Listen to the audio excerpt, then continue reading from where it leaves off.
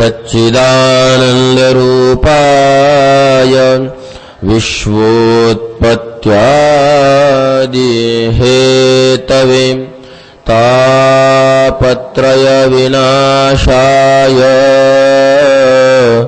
श्रीकृष्णाय वयं नुमः। यं प्रव्रजन्तमनुपेतमपेतकृत्यं द्वैपायनो विरहकातर आजुहावं पुत्रेति तन्मयतया तरवोऽभिनेदुस् तं सर्वभूतहृदयं मुनिमानतोऽस्मि। मनोजवं मारुततुल्यवेगं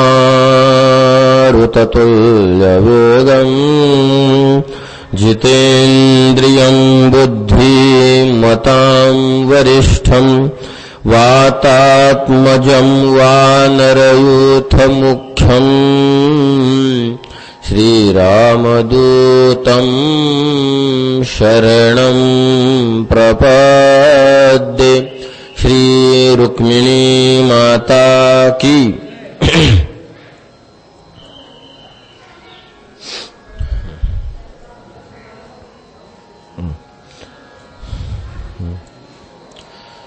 सूत उवाच अत्र ते कीर्तयिष्यामि भक्तियुक्तं कथानकं शुकेन मम यत् प्रोक्तं रहस्यं विचार्य च।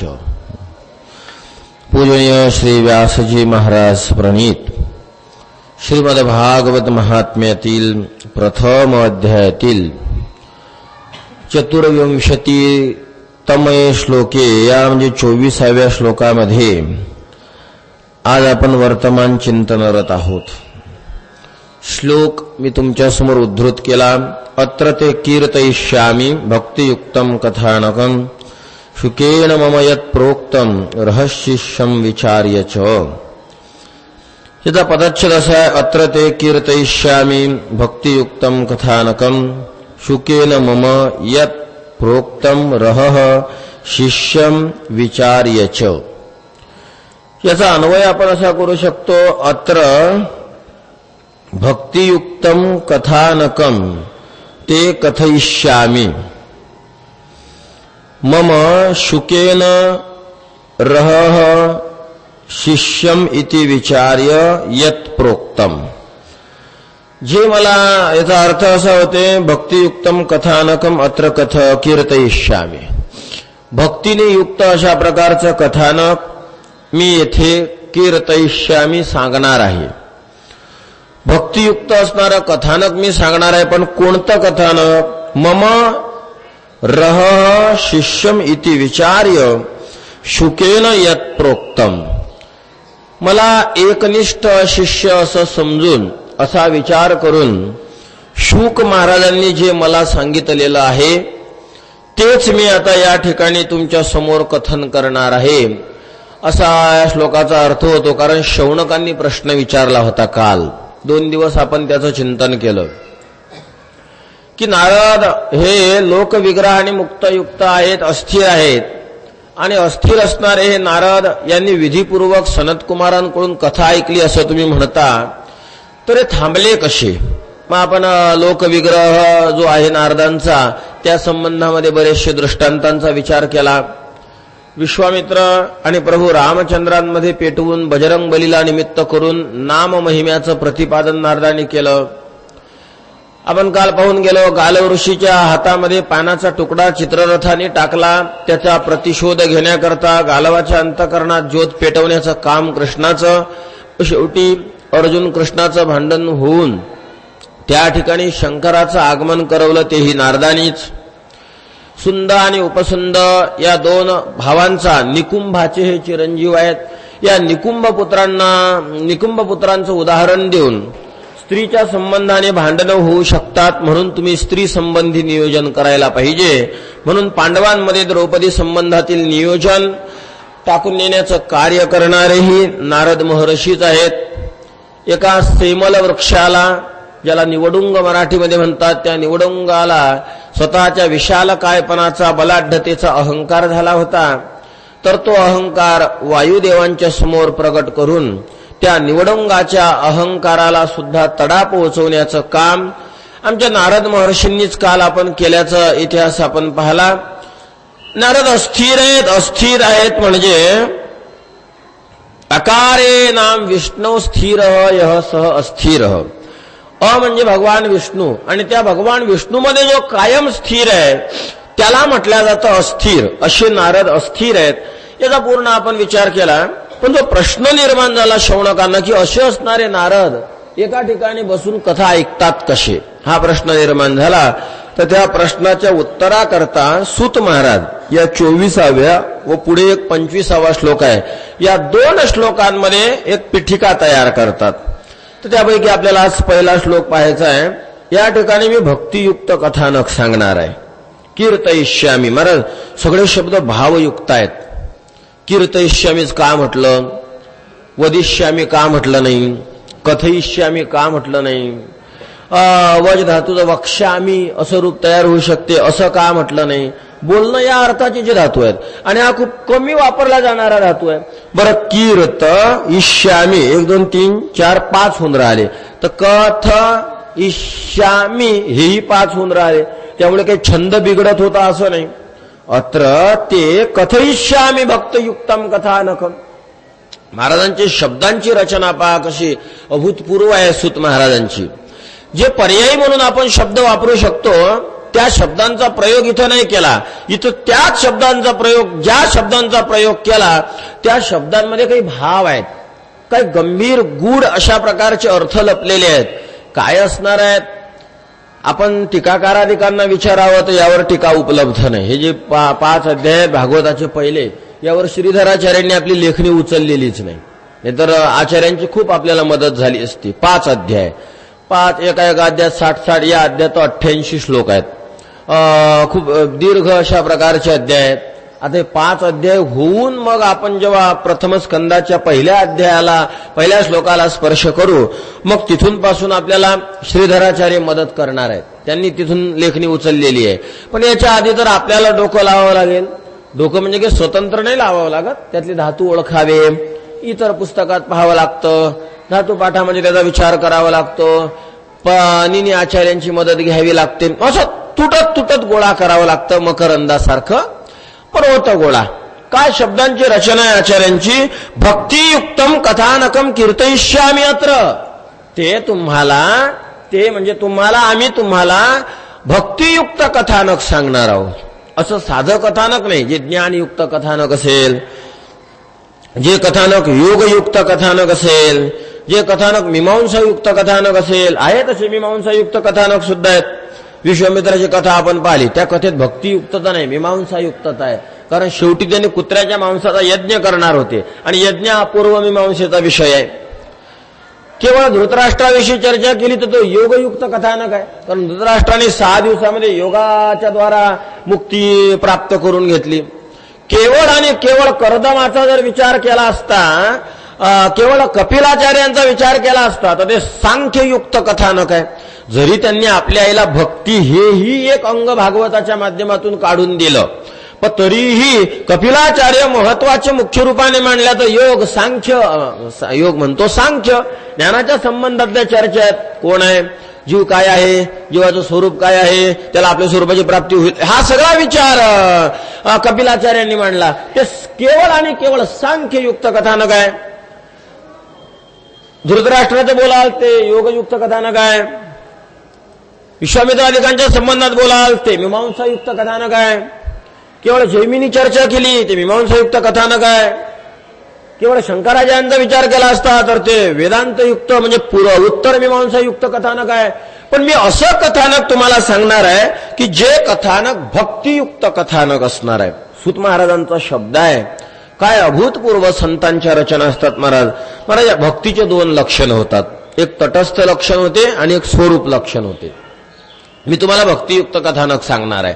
माझा तटस्थ लक्षणाने युक्त जी भक्ती आहे ते कथानक तुम्ही सांगणार आहात का स्वरूप लक्षणाने युक्त जी भक्तीचा विचार केला जातो त्याने युक्त तुम्ही कथानक आम्हाला सांगणार आहात.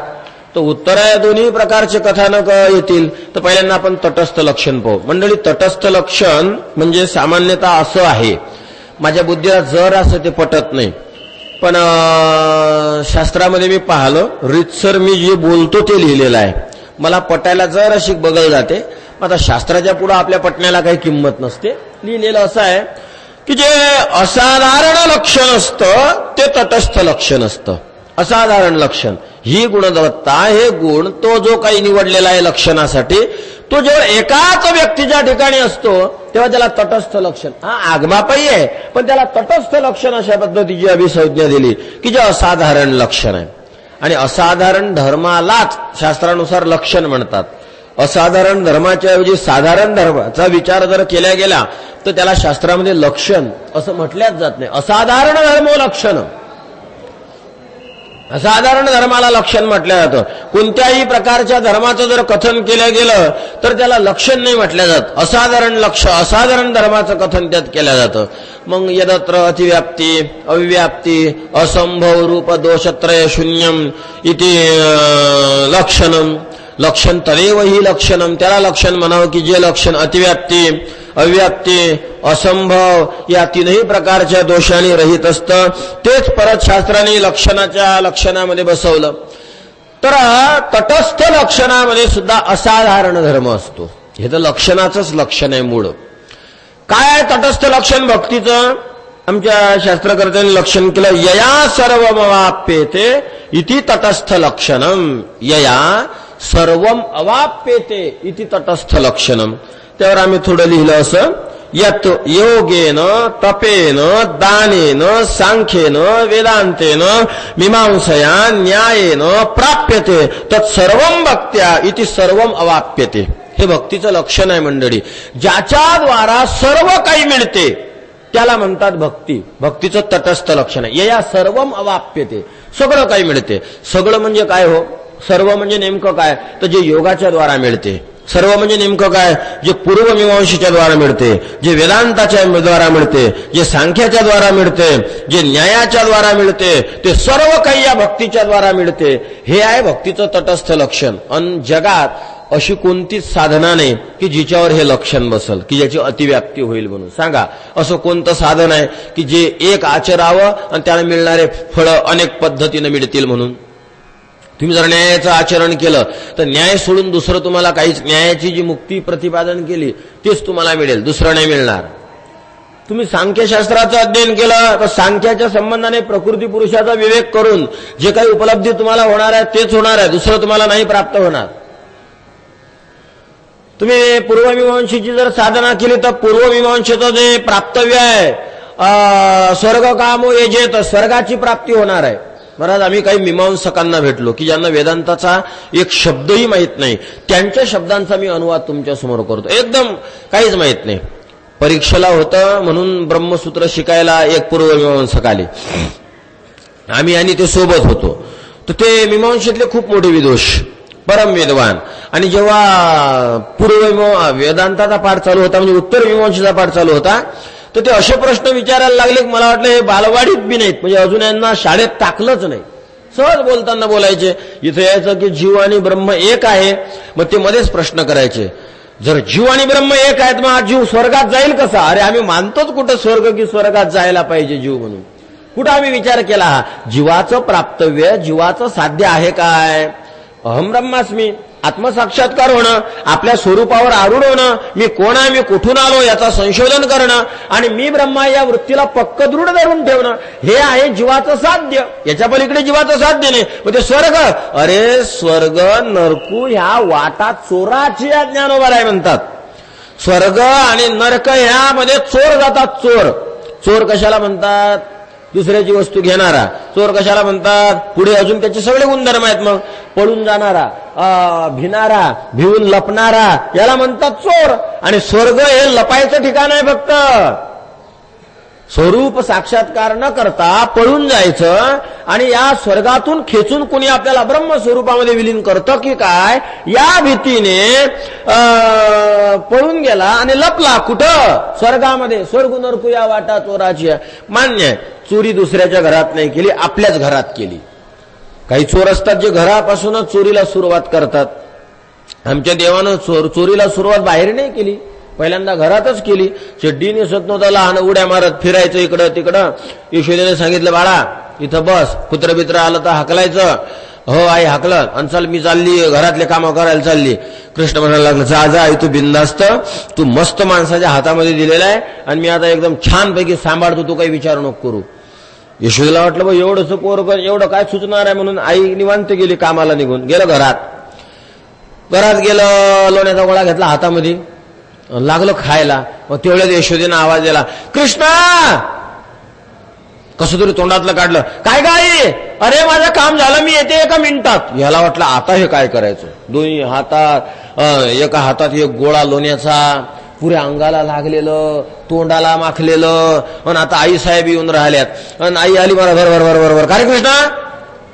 पहाते महाराज आई लागली हसायला. हातामध्ये लोण्याचा गोळा आहे, तोंडाला लागलेला आहे, पोटाला लागलेला आहे, पर सगळीकडून हे केलेलं, मागही दिला एक गोळ्या चिपकून पाठीला, पण सगळीकडे लोणीच लोणी आहे.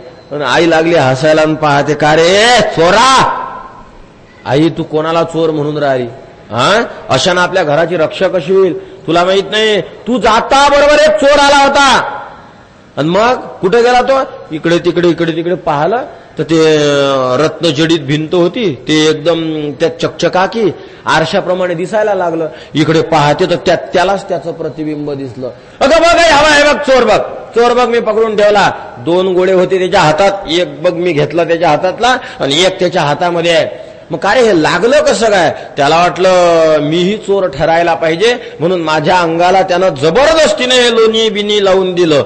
अरे चोर तर लयच मोठा दिसते रे कृष्णा, पार तुझ्या नरड्यात आतपर्यंत लोणी लावलेलं दिसते, त्याने लय मोठा आहे. मग आता कृष्णाने ही जी चोरी केली, पुढे तर लय मोठ्या मोठ्या केल्या.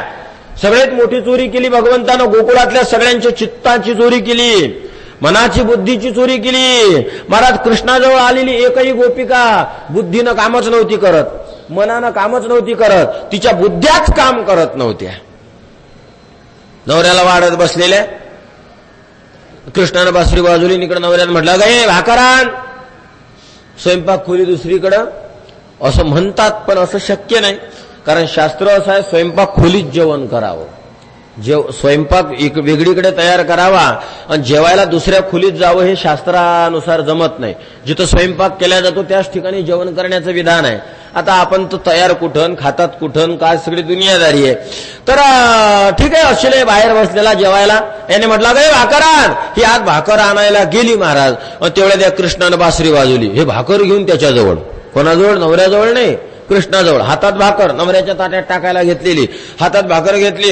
अगं हे भाकरान घेतली भाकर आणि त्याच्या पुढून दरवाजातून बाहेर निघून अर्धा 1.5 किलोमीटर कुठं हा कृष्ण बासुरी वाजवत असल त्याच्याजवळ जाऊन उभी राहिली आणि घे कृष्णा भाकर. मी कुठं भाकर बोलवली. मग तिला कळायचं, अरे माझ्या पतीनं मागितली होती. कशासाठी सांगतो मी, बुद्धीची चोरी केली. बुद्धी कामच करत नव्हत्या या गोपिकांच्या. बरं इथं नवरा बसलेला, त्याला कसं हे करायचं. एकीची मुलगी कुठं दिसाना दिसाना दिसाना दिसाना, म्हणून तिनं काय केलं, मुलगी घेतली आणि दिली पाटलीवर ठेवून, सज्जावर ठेवून, आणि बरणी काखला, बरणी घेतली काखामध्ये आणि मुलगी दिली तिथं ठेवून आणि आली इकडे बाहेर. बस ग बस ग. त्या बाया म्हणता, अगं काय करून राहिली तू. अगं माझी मुलगी जराशी हे करून राहिली. कोणती मुलगी. कडेनं पाहते महाराज तर बरणी आहे लोणच्याची. घरात येऊन पाहते मुलगी तिथं वर सज्जावर ठेवली, व्हाय व्हाय व्हाय व्हाय रडायला लागली. किती मोठी चोरी आहे ही. बुद्धीची चोरी आहे, मनाची चोरी आहे, चित्ताची चोरी आहे, अहंकाराची चोरी कृष्णाने केली. मोठ्या मोठ्या चोऱ्या करायला घरून सुरुवात केली. तर मान्य आहे, स्वर्गामध्ये जाऊन लपणारे जे आहेत त्यांच्या चोऱ्या घरी आहेत. आत्मस्वरूपावर त्यांनी चोरी केली. अहम देहोस्मीचा खराब माल जवळ भरला चांगला आहे म्हणून, आणि अहम ब्रह्मास्मीचा माल टाकून दिला. घरातली चोरी आहे. आणि जाऊन लपले कुठं, स्वर्गामध्ये. महाराज मीमांसेनं प्राप्त होतं स्वर्ग. आणि ते महाराज प्रश्न विचारत, महाराज तुम्ही म्हणता ब्रह्म प्राप्त झालं की जीव व्यापक होतो. हा, व्यापक होऊन जातो, ब्रह्मस्वरूप जीव होऊन जातो. अहम ब्रह्मास्मी या शब्दाचा अर्थ मी ब्रह्मा आहे हे कळणं. ब्रह्म कसं आहे, ब्रह्म व्यापक आहे. याचा अर्थ मग जीव सुद्धा कसा होतो? व्यापक होतो. म्हणजे सगळीकडे राहणारा होतो. हो, सगळीकडे राहणारा होतो. मग जर जीव व्यापक आहे तर तो जीव स्वर्गात जाईल कसा, असा त्यांनी प्रश्न विचारला. आता हा प्रश्नच निर्माण होत नाही, तो स्वर्गात जाईल कसा? कारण जर ब्रह्म होऊन राहिला, तो मुक्तीला प्राप्त होऊन राहिला, तर त्या जीवाचा स्वर्गाचा संबंध नाही. तो जीव स्वर्ग ओलांडून किती काही पुढे गेलेला आहे, त्याचा स्वर्गाशी संबंध आहे तरी काय? पण यांचे प्रश्न मात्र तेवत राहणार. एवढ्यासाठी बोलतो मी की मीमांसेने स्वर्ग प्राप्त होतं, त्यांना ब्रह्मज्ञान कळत नाही. उत्तर मीमांसेने मोक्ष, परमात्म्याशी अभिन्नता प्राप्त होते, ते मीमांसेने मिळत नाही. योगाने प्राप्त होणाऱ्या सिद्ध्या ह्या तुम्हाला उत्तर मीमांसेने मिळणार नाहीत. सांख्यशास्त्राचं आचरण केलं तर प्रकृती पुरुषाचा विवेक हेच फळ तुमच्या पदरी पडणार आहे. याच्या पलीकडे काही नाही पडणार. दान जर केलं तुम्ही तर दानाच्या द्वारा ती वस्तू तुम्हाला उत्तर जन्मामध्ये प्राप्त होईल. विशिष्ट जर दान केलेलं असेल तर त्या दानाच्या द्वारा तुम्हाला उत्तम लोकाची प्राप्ती होईल. तुम्ही जर तप केलं तर तुम्हाला वैकुंठाधिक वैकुंठा जावया, तपाचे सायास तुम्हाला वैकुंठाधिकांची प्राप्ती होईल. पण महाराज एकाने एकच मिळेल. तपाने तपाचंच फळ, दानाने दानाचंच फळ, पूर्वमीमांसेने पूर्वमीमांसेचंच फळ, उत्तर मीमांसेने उत्तर मीमांसेचंच फळ, योगाने योगाचंच फळ, सांख्याने सांख्याचं फळ, न्यायाने न्यायाचं फळ. पण भक्ती त्याला म्हणतात की जिच्यामध्ये सर्व काही येतं. यया सर्वम अवाप्यते. महाराज भक्ती करणाऱ्याच्या जीवनामध्ये सगळ्या सिद्ध्या दिसतात. सगळ्या. हे भक्तीचं तटस्थ लक्षण आहे. यया सर्वम अवाप्यते. ज्याच्याद्वारा सर्व काही मिळतं त्याला भक्ती म्हणतात. योगाचं शास्त्र मी तुम्हाला किंचित सांगतो. आपला हवा आपण नाकातून जे सोडतो, श्वास घेतो ना, तर ते सामान्यतः 14 अंगुलीपर्यंत आपला श्वास येतो. आपल्याला कळत नसेल, 4 4 4 8 4 12 2 14 अंगुल्यापर्यंत श्वास येतो. मग याच्यावर काही सिद्ध्या अवलंबून आहेत. तुम्ही योगाचं आचरण करत करत जर तो श्वास 14 अंगुल्यापासून 13 अंगुल्यापर्यंत आणला तर तुम्हाला एका अंगुलीनं मनोजव सिद्धी प्राप्त होते. मनाच्या वेगानं तुम्ही धावू शकता, कुठेही पळू शकता, कुठेही जाऊ शकता. मनोजवम मारुत तुल्य वेगम, जे बजरंगबलीचं वर्णन केलं तसे तुम्ही होता. त्या 13 अंगुल्यामधून अजून एखादी अंगुली तुम्ही केली, 12 अंगुल्यापर्यंत आणलं, तुम्हाला ती सिद्धी प्राप्त होते. 1 अंगुलीपर्यंत आणलं, तशी तशी सिद्धी प्राप्त होते. आणि पुढचं नीट ऐका. जेव्हा श्वास तुमच्या नाशिकेला सोडून नखाग्र बाहेर पडतो, नखाच्या शेंड्या एवढा फक्त बाहेर पडतो, 14 अंगुल्यानं बाहेर पडता. नाहीतर तशी श्वासाची गती खूप वेगळी असते. जेव्हा आपण काम करतो, कष्टाचे कामं करतो शेती बितीतले, तेव्हा आपला श्वास आपल्या नाशिकेला सोडून 32 अंगुल्या बाहेर येतो. श्वास जरी गंभीर घेताना वाटत असलो आपल्याला, तरी आयुष्य कमी होतं. नैसर्गिक नॅचरली ईश्वरदत्त श्वास आहे, सहज 14 अंगुल्या बाहेर पडणार. मग तो 32 अंगुल्या होतो जेव्हा तुम्ही काम करता. अजून शास्त्राने बारीक विचार केला.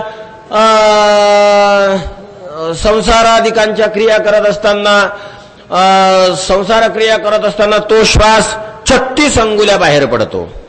गायनाधिक करत असताना दम जो मध्ये घेतला जातो त्यामध्ये तो श्वास 22 अंगुल्या बाहेर पडतो. आहे गती. मग मूळ आहे 14. हे काम करताना तो 14 पेक्षा वाढतो. आणि जेव्हा योगाची साधना तुम्ही व्यवस्थित करता तर तो श्वास 14 पेक्षा कमी कमी कमी कमी होत जातो. आणि असा कमी कमी करत करत जेव्हा तुम्ही त्याला नखाग्र करता, नखाच्या अग्रभागा एवढा जेव्हा तो श्वास तुमच्या नाशिकेला सोडून बाहेर येतो, तेव्हा आमच्या योगशास्त्राने याचं फळ प्रतिपादन केलं. काय फळ मिळतं म्हणजे याचं फळ असं प्राप्त होतं मग की आपल्याला काळ भीतो, यम भीतो, जगाला भीती घालवणारा यम, अशा योग्याला भीतो. हे आहे योगाचं फळ. चला या आमच्या तुकाराम महाराजाकडे. काळ गुलाम सलाम करी तुकया घरी राबत असे, जगा काळ खाय पण आम्ही माथा दिला पाय.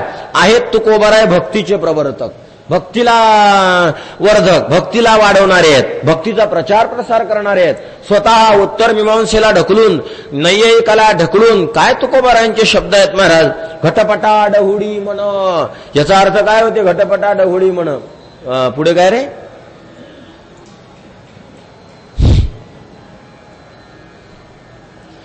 घटपटा घटपटामध्ये तुमचं मन नका जाऊ देऊ. महाराज घटपटामध्ये मन जाऊ देऊ नका याचा अर्थ सरळ सरळ होऊन राहिला, तुम्ही न्यायशास्त्राचं चिंतन करू नका. का? कारण हे घट आणि पट हे शब्द नाहीये एकाचे. एखाद्या व्यक्तीचं नाव न घेता त्या व्यक्तीच्या विशेषाचं प्रतिपादन करायचं आणि त्याची निंदा होऊ शकते. समजा एखादी बाई आहे, डायरेक्ट आपण तिची निंदा नाही करू शकत, पण त्या बाईचा एक विशेष होता, त्या बाईचे केस सोन्यासारखे होते, म्हणजे मेहंदी बिंदी लावून चमचमाट केलेली होती आणि तिचे केस सोन्यासारखे होते. मग आता डायरेक्ट त्या बाईचं नाव आहे समजा कलावती. तुमच्यात नाही कोणी कलावती? मग काही अडचण नाही, आपल्याला 4-2 शिव्या द्यायच्या जरा तिला, त्यामुळे मग काही अडचण नाही. ते एखादी कलावती आहे आणि तिला शिव्या द्यायच्यात, मग कलावती नालायक आहे, कलावती मूर्ख आहे, डायरेक्ट म्हणू शकतो का आपण? नाही. मग आता डायरेक्ट जर बोलायचं नसेल तर तिच्या विशेषणाच्या द्वारा आपण बोलू शकतो तिला. मग कसं? सोन्याच्या काय नांदी लागायला पुरते का? सोन्यानं कोणाचं बरं झालं की सोन्यानं आपलं बरं होणार आहे? सोनं नालायकच असते, सोनं मूर्खच असते, सोन्यानं कोणाचंच बरं झालं नाही. तिच्याकडे पाहिलं तरी ते बाई बोलू शकते आता आपल्याला काही? सोनं म्हणजे काय? तिचे केस सोन्यासारखे होते. सोन्याची निंदा म्हणजे पर्यायानं कलावतीची निंदा आहे. जसं कलावती नाव न घेता सोन्याची निंदा ही कलावतीची निंदा ठरते. बस महाराज, आमच्या तुकाराम महाराजांनी न्यायशास्त्राची अशीच निंदा केली. न्यायशास्त्र तुम्हाला माहित नाही, दृष्टांत द्यायचं असलं की त्यांना 2च गोष्टी आठवतात, एक घट आणि दुसरं पट. एक घट आणि दुसरं पट. घटाचं उपादान कारण माती, पटाचं उपादान कारण तंतू चालू. मग हे विवर्त उपादान, परिणामी उपादान. एक घट आणि दुसरा पट. एक घट दुसरा पट. व्यापाराचं लक्षण सांगायचं होतं, तज्जन्यत्वे सती तज्जन्यजनको व्यापारत्वम. काय असाधारण का साधारण कारण तद्भिन्नत्वे सती तज्जन्यजनको व्यापारत्वम. 2 कपालांपेक्षा वेगळं असावं आणि कपालजन्य घटाला निर्माण करणारं असावं, त्याला म्हणतात व्यापार. हे तर तुम्हाला व्यापार म्हणजे थोडक्यात कारणापासून निर्माण होते, कार्याला निर्माण करते, त्याला म्हणतात व्यापार. मी साधं उदाहरण तुम्हाला देतो हरिपाठातलं. देवाची दारी उभाक्षण भरी तेने मुक्तीचारी साधी येल्या. हरिमुखे म्हणा, हरिमुखे म्हणा, पुण्याची गणना कोण करी. तर हरिमुखे म्हणणं हे आहे कारण. त्या कारणापासून काय तयार होऊन राहिलं? हरिमुखेपासून, त्याच्यापासून तयार होतं पुण्य. आणि या पुण्यानं काय मिळून राहिलं? म्हणे तेने मुक्तीचारी साधी येल्या, मुक्त्या मिळतात. कारण कोण? हरिमुखे म्हणा, देवाचं नाव. त्याच्यापासून काय निर्माण होऊन राहिलं मंडळी? पुण्य. बरोबर. आणि त्या पुण्याने काय मिळून राहिली? मुक्ती मिळून राहिली. त्याने मुक्तीचारी साधी येल्या. हरिमुखे म्हणा भगवन नाम, पुण्याची गणना कोण करी, तत्पासून निर्माण होणार अपूर्व आणि त्याच्यापासून निर्माण होणारं फळ त्याने मुक्तीचारी साधी येले. आता मूळ असं आहे, हरिनामाचं फळ आहे मुक्ती, पण या हरिनामापासून मुक्तीपर्यंत जाण्यासाठी मध्यंतरी काहीतरी लागेल, त्याचं नाव आहे पुण्य. त्याचं नाव काय आहे? आपल्याला खरं तर मामाच्या घरी जायचं आहे, आपण आहे कारण, आणि मामाच्या घरी जाणं हे आहे कार्य. पण मग मध्यंतरी अनेक गोष्टी स्वीकाराव्या लागतात. गाडी स्वीकारा, घोडं स्वीकारा, रस्ता स्वीकारा. रस्ता नसेल तर जाल काय, गाडी नसेल तर जाल काय, महिन्याने पोहोचाल. मग म्हणजे गाडी पाहिजे, रस्ता पाहिजे. हे जे मधलं आहे ना सगळं, हे जे मधलं आहे याला व्यापार म्हणावं असं मला त्या संबंधात म्हणायचं नाही. पण इथं मात्र आपल्याला तसं बोलता येईल. तज्जन्यत्वे सती तज्जन्यजनको व्यापार. हरिमुखे पासून निर्माण झालं पुण्य आणि त्या पुण्याने निर्माण केला मोक्ष, हा आहे व्यापार. हे झालं हरिपाठाचं उदाहरण. आणि मधलं जे पुण्य आहे त्याला न्यायशास्त्राच्या भाषेमध्ये व्यापार अशी संज्ञा दिलेली आहे. मग नैयायिकांना विचारलं, का हो सांगा ना व्यापार कशाला म्हणतात? मग नैयायिकांनी उदाहरण दिलं मंडळी. घटाचं कपाल आहे कारण. कपाल म्हणजे जुनी पद्धत होती पात तयार करायची, तुम्ही पाहिलेले असतील. मला असं वाटते की मी पाहिलं, रांजण बिंजण तयार करायचे ना, मग तो रांजण पूर्ण चाकावर नव्हते तयार करत, असा होणार आणि मग तो असा होणार आणि मग त्याला गळ होणार, तो याच्यावर नव्हते तयार करत, चाकावर नाही, मडकं बिडकं चाकावर करत. तर मग ते रांजण तयार करायला काय करायचे, ते कुंभारीन बाई खालचं तयार करायची पहिल्यांदा हातानं, माती लावत लावत लावत लावत लावत लावत यायचं, प्लेन केलं तयार. मग दुसरा एक भाग तयार करायची, वरचा भाग, तो वरचा भाग परत तयार करायचे. झाले 2 भाग, हे 2 घ्यायचे आणि एकाला एक जोडायचे, मध्यंतरी जॉईंट द्यायचा, मग तो भाजायचा, झाला रांजण तयार. तर हे जे 2 भाग आहेत ना, खालचा भाग आणि वरचा भाग, त्यालाच थोडं शास्त्रीय भाषेमध्ये कपाल म्हणतात. एक पहिला कपाल, एक दुसरा कपाल, या दोन कपालांना एकत्र केलं आणि तयार झालं तो रांजण, ते मडकं. दोन भागा मिळून ते दोन भाग आहेत मडक्याचं कारण ते दोघं जर नसतील तर मडकं तयार होणारच नाही. त्यातलं एक जरी काढलं तरी त्याला रांजण नाही म्हणता येणार. दोन आहेत कारण. त्या दोघांपासून निर्माण झाला तो संयोग संबंध त्या दोघांचा, आणि संयोग संबंध होता बरोबर निर्माण झाला पूर्ण रांजण. तीन गोष्टी आहेत मंडळी. दोन रांजणाचे वेगळे वेगळे भाग, एक त्या दोघांचा संयोग दोन, आणि तयार झालेलं मडकं तीन. या तिघांना मिळून हा एक पूर्ण विषय आहे. आणि यालाच शास्त्रीय भाषेमध्ये म्हणतात घटाची निर्मिती. आणि आमचे तुकाराम महाराज म्हणतात या घटाच्या निर्मितीत डोकं घालू नका. घट पटा डवडी म्हण, या घटपटात मन घालू नका. याचा सरळ अर्थ झाला की न्यायशास्त्राची निंदा तुकोबराय करतात. न्यायशास्त्राच्या मागे एवढे लागत बसू नका. बरं ठीक आहे, कहो मग मीमांसा, अरे तू काय म्हणे पावटणी करू स्वर्गाची निशाणी. आम्हाला स्वर्गाचं नाव आमच्या पुढे घ्यायचं नाही, आम्ही पाय देतो त्या स्वर्गावर आणि आम्ही आमच्या उत्तम लोकाधिकांची प्राप्ती करून घेतो. मी कशासाठी विषय बोलतो मंडळी, हा योगानं जे प्राप्त होतं, सांख्यानं जे प्राप्त होतं, मीमांसेने जे प्राप्त होतं, उत्तर मीमांसेने जे प्राप्त होतं, न्यायाने जे प्राप्त होतं, ते सर्व जिच्या द्वारा मिळतं तिला म्हणतात भक्ती. यया सर्वम अवाप्यते. आणि अशी जगात कोणती साधना आहे. मग योगाचं मी उदाहरण दिलं की योगाचा नियम आहे, जेव्हा आपला श्वास नखाग्र होतो, नखा एवढा श्वास बाहेर येतो, तेव्हा आपल्याला यम भीतो, तेव्हा आपल्याला काळ भीतो. आणि आमचे तुकाराम महाराज म्हणतात मलाही काळ भीतो. जगा काळ खाय आम्ही माथा दिला पाय. हा जो काळ आहे तो काळ आम्हाला थर थर थर थर थर थर थर थर कापतो. हे फळ आहे नखाग्र प्राणाचं, ते योगानं मिळून राहिलं. भक्तीनं मिळतच नाही असं नाही, मिळून तर आलं, स्पष्ट मिळालं सुद्धा. तुकाराम महाराज भक्त आहेत का योगी आहेत सांगा मला. तुकाराम महाराज भक्त आहेत का सांख्य आहेत? तुकाराम महाराज भक्त आहेत का ज्ञानी आहेत? तुकाराम महाराज भक्त आहेत का नैयायिक आहेत? तुकोबराय स्वतःला भक्त म्हणून घेतात, नामधारक म्हणून घेतात, लाजत नाहीत. आम्ही नामाचे धारक, नेनो प्रकार अनेक. तुकोबराय स्वतःला स्पष्ट आणि स्पष्ट नामधारक म्हणून घेतात. म्हणजे नैयायिक नाहीत, योगी नाहीत, सांख्य नाहीत, मीमांसक नाहीत. पण महाराज तुकाराम महाराजांजवळ कोणतं फळ नाही हे मला सांगा. मी सांगतो तुकाराम महाराज मीमांसक नाहीत, पण मीमांसेचं फळ तुकाराम महाराज जवळ नाही का? मीमांसा जे जीवनाचं साध्य मानतात, आमचे तुकाराम महाराज म्हणतात त्या स्वर्गाला मी पायाखाली दाबतो आहे.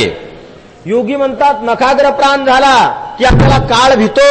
आणि आमचे तुकाराम महाराज म्हणतात भक्तीच्या बळावर आम्हालाही काळ भीतो, आम्हालाही काळ भीतो.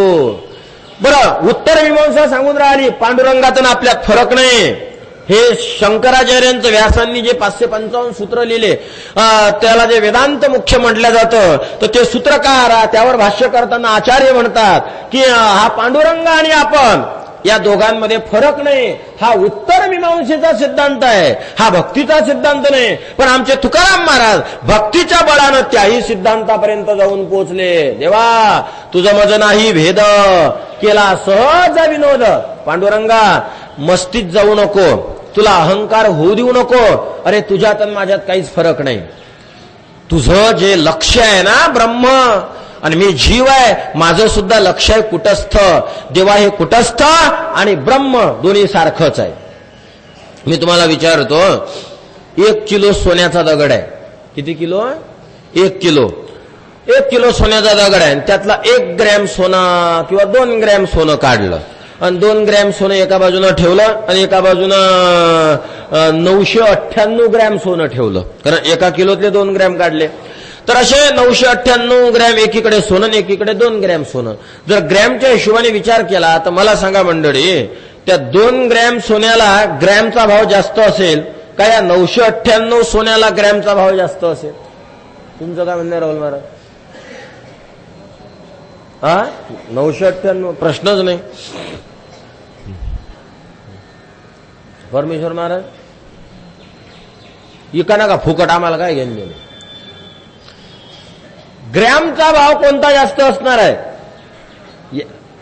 भाव तर सारखाच आहे, काही प्रश्नच नाही. सांगा बा, हे सोनं जर ज्या ग्रॅमनं विकल्या जातं, त्या किलोवर सोन्यातलं सोनं काढलं तरी त्याचा भाव ग्रॅमनं तोच आहे का? आहे आता कुणाच ठाऊक, पण जो असेल तोच आहे. आपण धरा आता काहीतरी 2700-2800 रुपये ग्रॅमच्या हिशोबाने, समजा 2700-2800 रुपये ग्रॅम हे 2 ग्रॅम मधलं सोनं आहे, आणि त्या 998 मधला जर 1 ग्रॅम काढला तर त्याचा भाव काय असणार आहे? तोच असणार आहे. भावात जसा फरक नाही महाराज तसंच आहे. हा विठ्ठल आहे ना पांडुरंग, पांडुरंग म्हणजे 998 ग्रॅम सोनं, आणि जीव म्हणजे 2 ग्रॅम सोनं, पण सोन्याचा भाव तोच आहे. 998 ग्रॅमचाही तोच भाव सोन्याचा, ग्रॅमचा, आणि 2 ग्रॅम जे सोनं आहे त्याचेही गुणधर्म तेच आहे. सोनं अंगावर वागवल्यानं जे काही लाभ तुम्हाला 998 भेटणार आहे ते 2 ग्रॅमच्या लगद्या नाही मिळणार आहेत.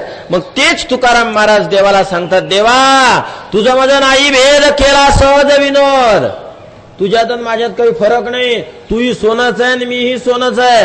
अरे तू सोनं, मी काही कथील जास्त लोखंड नाही आहे, मी जीव आहे, आणि जीवाचं लक्ष आहे कुटस्थ, तू देव आहे, आणि तत्पदाचं लक्ष आहे ब्रह्म, ते ब्रह्म आणि माझं कुटस्थ दोन्ही सारखेच आहेत, काहीच फरक नाही देवा.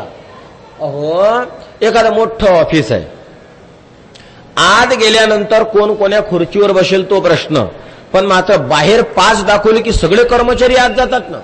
क्लास 1चा आता इथून असेल, इथं कोणी वेगवेगळे साहेब असतील, कोणी बिचारी झाडणारी मावशी असेल, कोणी पुसणारी मावशी असेल, कोणी काही विशिष्ट काम, कोणी पुजारी असेल, कोणी जाऊन आतल्या खुर्च्यांवर बसणारे साहेब असतील, वेगवेगळे इथं आहेत, काही मेजर लोक असतील. पण आत येत असताना एकच पास, एकाच पद्धतीने सगळेजण आत येणार का नाही? एकाच पद्धतीनं आत आल्यावरचा भाग वेगळा. तसं देवा तुझ्यात आणि माझ्यात काहीच फरक नाही. जी पास तुझ्याजवळ आहे ब्रह्मत्वाची, तीच पास माझ्याजवळ आहे कुटस्थत्वाची, तुझ्यात आणि माझ्यात फरक नाही. मंडळी मी कशासाठी बोलतो कळतंय ना तुम्हाला? हे साध्य आहे वेदांताचं, जीव आणि देव एक आहे, हे साध्य आहे वेदांताचं. आणि आमचे तुकाराम महाराज भक्तीच्या द्वारा या साध्यापर्यंत पोहोचले. याचा अर्थ काय झाला? याचा अर्थ झाला भक्तीने वेदांतही मिळतो, भक्तीने मीमांसाही मिळते, स्वर्गही मिळते, भक्तीने तुम्हाला योगही मिळतो, भक्तीने सर्व वस्तूंची प्राप्ती तुम्हाला होत असते. एवढ्यासाठी मी या दृष्टांताचा विचार तुमच्या समोर प्रगट करत आहे. तर भक्तीच्या द्वारा सगळं तुकोबारा या वेदांताच्या साध्याविषयी सुद्धा विचार मांडतात. तुका म्हणे कैची किव कोठे जीव निराळा या सर्वम वाप्यते. भक्तियुक्त कथानक सुत महाराज अभिव्यक्त करतो म्हणतात. अरे भक्तीचं पहिलं लक्षण, भक्तीचं दुसरं लक्षण स्वरूप लक्षण आहे. भज इत्येष वै धातु सेवायां परिकीर्तितः तस्मात् सेवा बुधे प्रोक्ता भक्ती साधन भूयसे. भज इत्येष वै धातु, भक्तीमध्ये भज धातू आहे, त्या भज धातूचा अर्थ होते मंडळी सेवा. सेवा आणि भज सेवायाम, सेवा हा भज धातूचा अर्थ होतो, आणि भक्तीचं स्वरूप लक्षण आहे सेवा. भागवतामध्ये सेवेचाही विचार आलेला आहे. विषय एवढाच आहे की या भागवताला सूत महाराज भक्तियुक्त कथानक म्हणतात. भाव असा की तुम्हाला जर योगाचं साध्य हवं असेल तरीही भागवताकडे या, तुम्हाला जर सांख्याचं साध्य हवं असेल तरीही भागवताकडे या, तुम्हाला जर वेदांताचं साध्य हवं असेल तरीही भागवताकडे या, तुम्हाला जर पूर्वमीमांसेचं साध्य हवं असेल तरीही भागवताकडे या. जे कोणतं साध्य तुम्हाला हवं असेल ते सगळं मिळवण्याकरता तुम्ही भागवताकडे येऊ शकता. भक्तियुक्तम कथानकम. कथानक शब्दाचा अर्थ होते वाक्य प्रबंधनम कथानकम. कथ धातूचा अर्थ आहे कथ वाक्य प्रबंधने. अनेक वाक्य एकत्र आले की त्याला कथा म्हणतात. एका वाक्यामध्ये कथा होत नसते. आपण प्रवचन करायला बसलो म्हणजे कथा करतो. एक वाक्य आहे का? अनेक वाक्य वापरावे लागतात. एक वाक्य वापरून कधी कथा होत असते का? आलो मी इथून बोललो, सगळ्यांनी भगवत भक्ती करा, गेलो घरी, याला प्रवचन म्हणता येईल का? शब्द जरी महत्वाचा असला, वाक्य जरी मोलाचं असलं तरी त्याला कथानक नाही म्हटलं जात. कथा शब्दाचा अर्थ शास्त्राने केला वाक्य प्रबंधने कथ. कथ इति वाक्य प्रबंधने. कथ धातू हा वाक्याच्या प्रबंधाकरता वापरला जातो. आणि मी भक्तियुक्त कथानक काय करणार आहे म्हणे कीर्तयिष्यामी. सूत महाराजांची शब्दात कीर्तयिष्यामी. विषय हा आहे या ठिकाणी कथयिष्यामी का म्हणत नाहीत, वक्ष्यामी का म्हणत नाहीत, वदिष्यामी का म्हणत नाहीत, या शब्दांचा प्रयोग का करत नाही बरं? की मी या ठिकाणी भक्तियुक्त कथानक सांगणार आहे तर हेच अर्थ प्रगट झाला असता. कीर्तयिष्यामी का म्हणतात? तर महाराज यामध्ये मूळ धातू आहे क्रू, आणि क्रू धातूचं स्वरूप मी तुम्हाला सांगतो. कळईचा क लिहायचा आणि त्याला खालून 6चा आकडा लिहायचा, याला म्हणतात क्रू. म्हणजे ज्यामध्ये दीर्घ रुकार आहे, क्रू क करून त्याला 6चा आकडा खालून लिहायचा, 2 वेळेस झालं क्रू.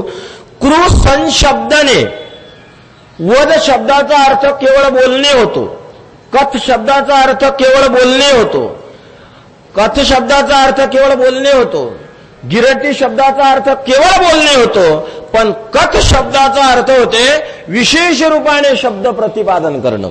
संशब्दनम, विशेष शब्दांचं प्रगटीकरण, याला शास्त्रामध्ये म्हटलं जातं कीर्तन करणं. म्हणून महाराज याला कीर्तन म्हणतात. नाही पहा ना तुम्ही, कीर्तनामध्ये क्रू धातू आहे मंडळी, आणि कथनामध्ये कथ हाही बोलण्याचा धातू आहे. असं का म्हणत नाहीत, आमचं आज संध्याकाळी कथानक आहे, आमचं आज संध्याकाळी वदन आहे, आमचं आज संध्याकाळी संभाषण आहे, शब्दाचा प्रयोग केला जातो. आमचं आज संध्याकाळी कीर्तन आहे, अशा शब्दांचा प्रयोग केला जातो. का म्हणतात असं, तर कीर्तनामध्ये क्रू धातू आहे, आणि या क्रू धातूचा अर्थ सरळ सरळ होतो संशब्दने, विशेष रूपानं शब्दांचा प्रयोग करणं, याला कीर्तन म्हणतात. आता आपण थोडं पाहूया. सम हा एक उपसर्ग आहे, आणि या उपसर्गाचे अनेक अर्थ होतात. तर त्यामधले काही अर्थ मी तुम्हाला सांगतो. उलट, कडे, मर्यादा, पर्यंत, संन्यास, भरपूर आणि पूर्णतः, एवढे अर्थ या सम शब्दाचे होतात. क्रू धातूचा जो अर्थ आहे त्या अर्थाच्या संबंधात हा विचार आपण मांडत आहोत. उलट, कडे, मर्यादा, पर्यंत, संन्यास, भरपूर आणि पर्यंत, म्हणजे 4 आणि 3, 7 शब्दांचा विचार मी तुमच्या समोर मांडला. उलट, कडे, मर्यादा, पर्यंत. पहिला अर्थ घ्या, सम, उलट, शब्दाचा उलट, शब्दा ज्या ठिकाणी उलटतो अशा पद्धतीचं बोलणं, याला म्हणतात कीर्तन. कुठं उलटतो शब्द, परमात्म्याजवळ. परमात्मा शब्दाचा विषय नाही, परमात्मा शब्दबाह्य आहे. जे तर बुद्धीची दृष्टी न रिगे, इंद्रिया किरजोगे, काही होईल. सुरुवात काय याची, तरकू आईनी नेघे अंगे जाय.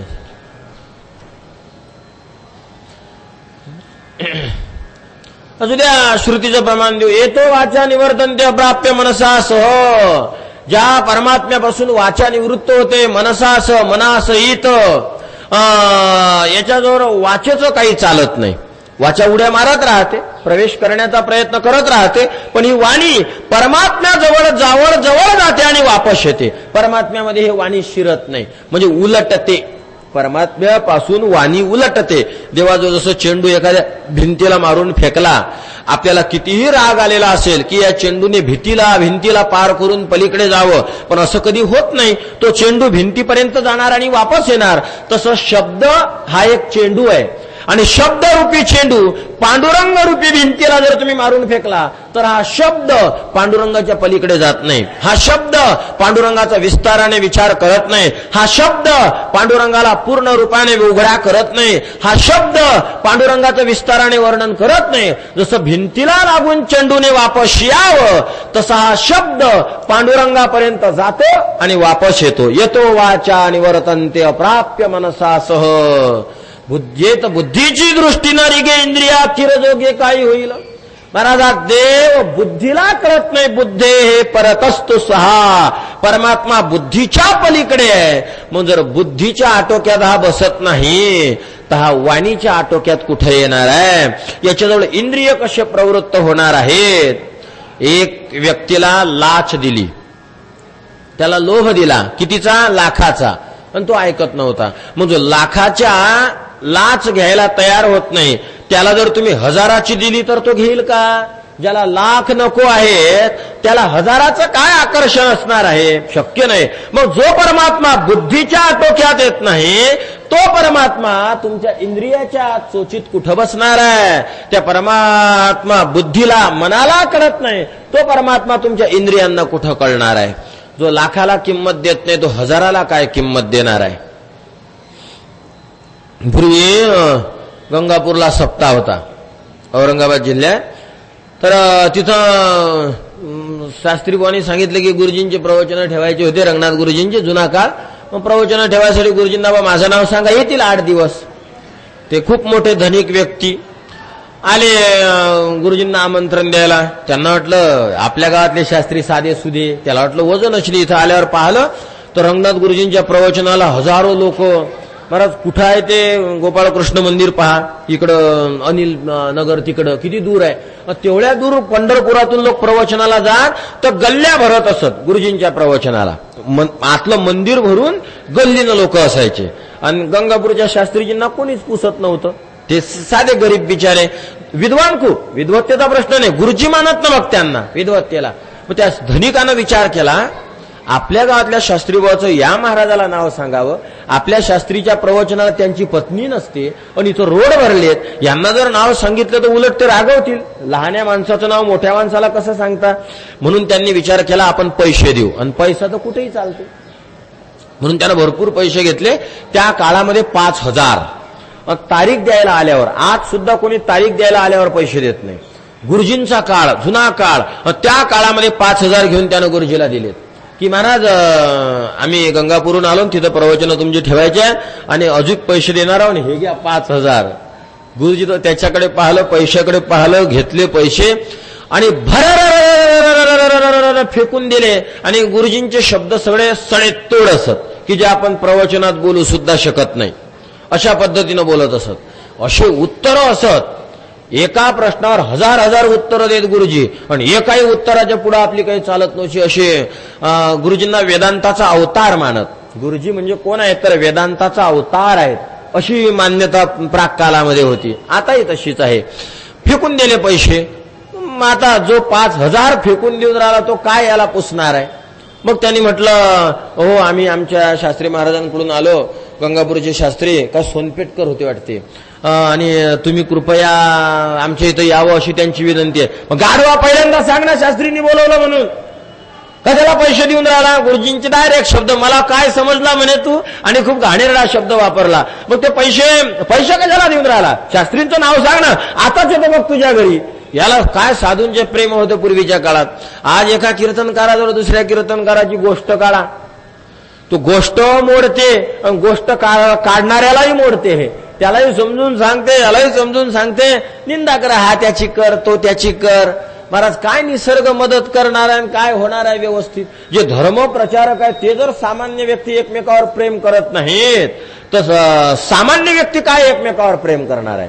मोठी मोठी माणसं ज्यांना कीर्तनकार, प्रवचनकार, समाजाची धुरा ज्यांच्या खांद्यावर ठेवलेली आहे, ज्यांना पूर्ण समाजाचा आध्यात्मिक ओझं उचलायचं आहे, ते जर असे बोलायला लागतील तर सामान्य व्यक्तींचं काय होणार आहे.